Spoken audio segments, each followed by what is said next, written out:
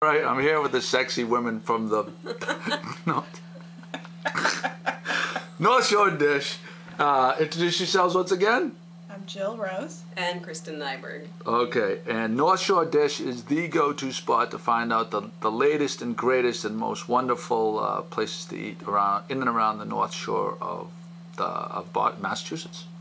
And this is our second segment, and we're going to talk about social media and how there are some restaurants take advantage of social media and how some don't. Now, your blogs, how much does it cost you to run your, other than your expense of going out to eat? Do you pay for your server? Yeah, because we own our own domain. Yeah. And we have server. But it's not it's minimal. It's absolutely minimal. It's minimal. And there are obviously free hosting sites, but we wanted our own domain. For the restaurants, it's the time to do it, but I think it's worthwhile. It's worth taking that time. It's very easy. If you didn't even want to do a big thing on your website, or you don't want to spend a lot of time on Facebook, Twitter is perfect for restaurants because it's quick and easy. Mm-hmm. It's completely free. Right. And you can let people know about anything that you have coming up.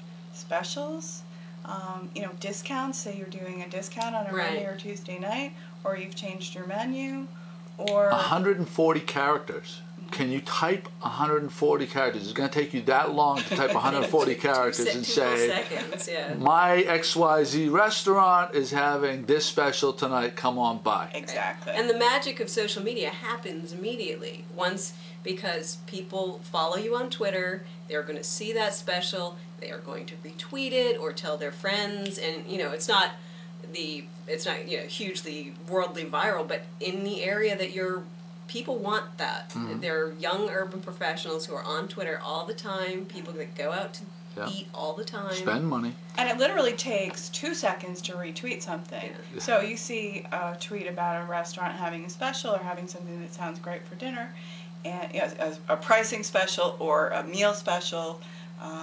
You retweet it to your friends. Hey, let's go here tonight. Let's go tomorrow night. You're literally talking about 5 seconds for people to do that, and they do it all the time. And we see it happen. We see people go out, and then they'll say something about, went to the special or went to do this. Mm-hmm. So it does work. And it makes things easier for people like you and me, that if we want to find out if something special is happening, and if there's a restaurant around here or a restaurant that you guys follow, whatever, you're going to hear about it. It's going to show up in your timeline. Sure. And that's something special. We should talk about this. Mm-hmm. And even if you don't write about it on your blog, like you said, you retweet it. Mm-hmm. And you, how many followers do you have on your Twitter account? More than 600. It's like 630 something. Right 630 people that are going to find out if you happen to retweet it are going to hear about that. That's right. That thing for zero cost. For zero cost. Yeah. That's right. Yeah. And I think people people that aren't familiar with social media tend to think that, it's too much or too confusing, or do I need to do Facebook and Twitter and a website and a blog, and that's not the case. They get overwhelmed. You can choose one venue, Twitter being the sort of super easiest, but to be able to consistently put out fresh information about what you're doing is it's just huge. And I think if you're going to choose another thing to do, it would be to keep your website fairly fresh. You want to make sure all the information on there is correct, first of all. I mean, that's basic, it's 101.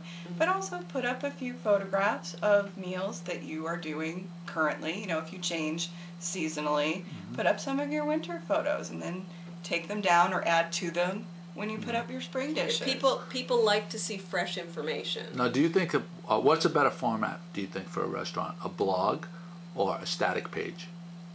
I think an easier way for a restaurant to update its own is to have a blog, because you can have the static information, whether it's in the sidebar on the top, and you can say these are our hours and these are our things, but then it's super easy just to go in and make a little post, show a photo of, this is our seasonal special, or will be closed because we're renovating, any of those kinds of things. I think people get intimidated, like restaurateurs that don't have experience with the web, they're intimidated because they don't think that they'll be able to post a photo. Yeah, they just need to talk to a teenager. The- Just need to It's go out true. and find a Yeah, or a teenager to help 10-year-old, them. a And the 10-year-old. teenager's not even going to charge that much. No, my 10-year-old has a blog. She could show you how to do it. That's right. Seriously, go talk to a teenager from and they'll But show it you is, how to do it. it is, and a lot of the blogging software is made to be super simple, and Yep. you know.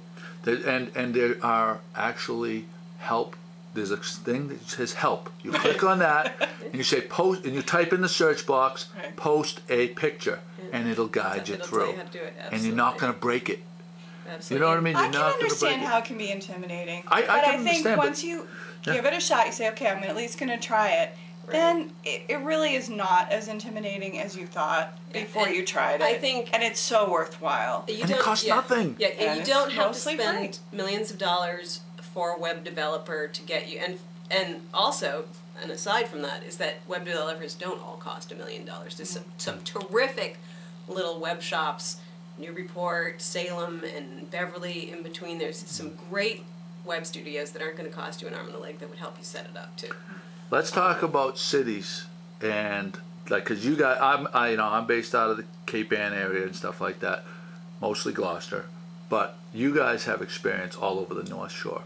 And we had this little bit we touched on this earlier, but what cities seem to be embracing social media more? Where would you rank them all? Where ones really you say these guys are doing it right and these guys could use a little help?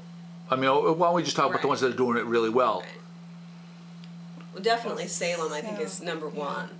A lot of web savvy restaurateurs. Mm-hmm. Lobster shanty is one, Yeah, right? yeah. Well, their their 62 website on is Wharf. not, but say for example, Lobster Shanty, which is a little tiny place, and Not open in the winter. not open in the winter, and their website doesn't really, it's got the basic stats on it, but they are on Facebook, they are on Twitter. Dee Dee constantly tweets her specials. There's a tiny place with a huge web presence. Right. And she probably does it for not a lot And of it money. does the ton. Or you've got somebody like Tony at 62 on Wharf, and he's on Facebook. They do pictures when they do, we made a new cocktail, or yeah. we put this in the oven today, come and get it, that kind of thing. Yeah. And it takes them, 5-10 minutes, and the reaction is terrific. I mean, that's what's going to drive people into We the see restaurant. people Retweet it, or say, I had this, it was great, Yeah. or dinner last night was fabulous. Yeah. What other cities do you think are doing it well? You said Newburyport, maybe? Yeah, Newburyport has a lot of people who, I don't know about the restaurants per se, but some of the people like the Newburyport Farmers Market, some of the restaurants. Newburyport Today. Newburyport Today, which is similar to Good Morning Gloucester. They are really into it, so there's a ton of people and individuals on the Grog in Newburyport is constantly Tweeting. Warren Tweeting. Street Deli, Greta's Grains. There's like a ton of little places that are always tweeting their specials. And I think Twitter seems kind of strange when you hear If you about don't get it, yeah. And then once you start getting tweets and getting connected with people, all of a sudden you see, this Wow. is so great. It's so easy. I use it to get a lot of my content. Twitter searches. I do search. I type in Gloucester first search. And who's Now, talking see, I've about never Gloucester? done a Twitter search in my life. Really? Nope. Oh, I do. Yeah. There's a hint for you right There you there go. because you say I'll type in Gloucester and all of a sudden there's a lot of drivel. There's a lot of stuff from Gloucester, England that I have Gloucester, to UK. wash through. But I mean, it's on a timeline, and then you say, oh wow, this. Or you person, could just cover Gloucester, good. England, too. Yeah, what the hell. They're probably not doing anything. All right. Well, listen. Thanks, guys. Thanks for coming down to Gloucester. Thank you. Hopefully, you Thank find you. some great Good places morning, to talk Gloucester. about. Yeah. Thanks again. I had to say it. Thanks, Joe.